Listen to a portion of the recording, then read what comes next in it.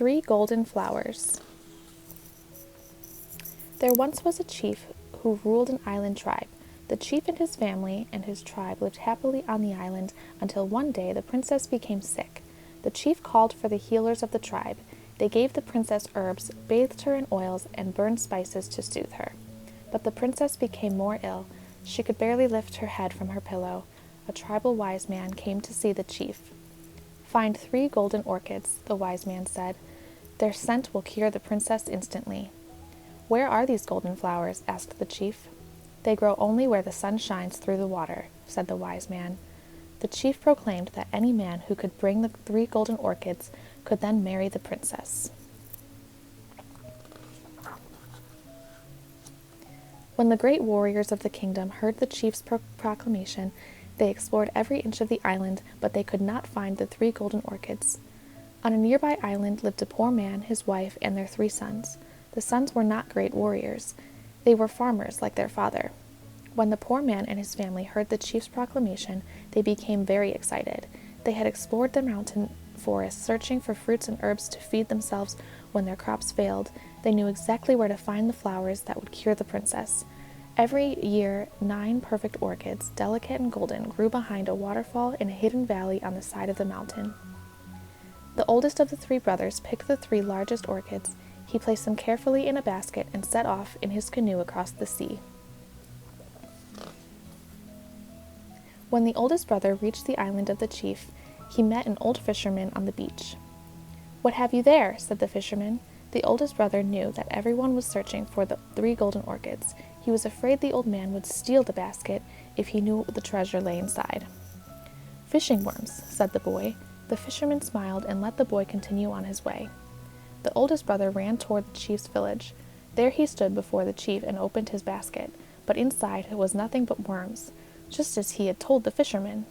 The middle brother decided to try his luck. When he reached the island of the chief, he met the old fisherman. The fisherman asked the middle brother the same question as the older brother. The middle brother was also suspicious, and his basket of flowers also changed to worms. Now only 3 golden orchids remained. The youngest brother was determined to try. He picked the orchids and set off toward the island to the chief. He met the old fisherman as soon as he reached the shore. "What do you carry in your basket?" asked the fisherman. The young boy was very honest. "I carry flowers that will cure the princess." "Indeed you do," said the fisherman. He gave the boy a bamboo flute. "This will bring you all the luck you need." The youngest brother thanked the fisherman for the flute, then ran to the village with the orchids. At first the chief refused to see the boy, but the youngest brother opened his basket. Inside lay 3 golden orchids, as perfect as they were when he had first picked them. The chief lifted them from the basket and arranged them on the princess's pillow. The princess moved her head, her eyes opened, she looked up and smiled. She sat up to thank the youngest brother, and soon the princess and the boy were laughing and talking together. The chief was glad his daughter was healthy, but he had expected one of his warriors to find the orchids. He did not want the princess to marry the son of a poor farmer. "You've cured my daughter," he told the boy. "Now you must prove you are worthy to marry her. The princess keeps 100 pet parrots. Take them into the forest tomorrow morning. Bring them back tomorrow night. If the parrots are missing, you will not marry my daughter." The boy agreed, and the next morning he led the parrots into the forest. The birds flitted through the trees, this way and that. The boy spent the entire day chasing them, trying to keep them together, but by nightfall he could not find one parrot. Suddenly he remembered the bamboo flute the fisherman had given him. He trilled a few notes, and all the parrots flew toward him from the trees. The boy set out through the forest, and the parrots followed. He returned to the chief's hut with all 100 parrots. The chief counted the birds. He counted them again, and he called his advisors together, and they all counted the birds. 100 parrots exactly, they all agreed. The chief stopped and looked at the boy. He smiled. "You will make a fine husband for my daughter." And so the poor farmer's son married the princess. He brought his parents and his brothers to the village. The boy, the princess, their families, and their tribe all lived happily together in their kingdom. The end. Counting sheep. Fleecy was a young lamb who was full of energy. She romped through the meadows every day, and she could run and play all day long. The crickets and butterflies let her chase them through the fields. None of the other sheep could keep up with the little insects, but pouncing, prancing Fleecy surely could. She never wore out. At the end of the day, Fleecy's friends would fly away. Fleecy wished she could fly like the crickets and butterflies. She looked at the sky as a wonderful, magical place. Fleecy spent each night staring at it. Fleecy really thought that someday she might take to the sky and fly. The lively little lamb got so wrapped up in her thoughts some nights, she was just about ready to jump right out of her fleece and up to the stars. Fleecy had so much energy that she stayed awake even when it was time to sleep. Fleecy's mother began to worry about her. "It's not good for a little lamb to stay up so late," her mother told her one night. "A growing lamb needs her sleep."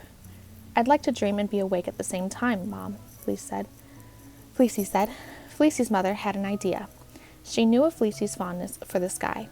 "Look up to the sky," she said, "and count the stars you see. I'm sure you'll fall asleep soon." Fleecy gazed at the bright stars in the night sky. She imagined she was high above the field, flying among them. In her dream, she sailed from star to brilliant star, tapping each one as she counted it. 1, 2, 3, Fleecy counted. She only got to 3 before she slipped into sleep. Fleecy's mother was right.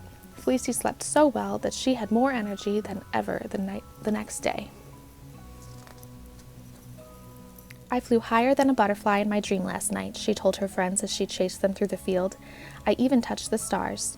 That night, when it was time for sleep, there were no stars to count. Fleecy was very disappointed.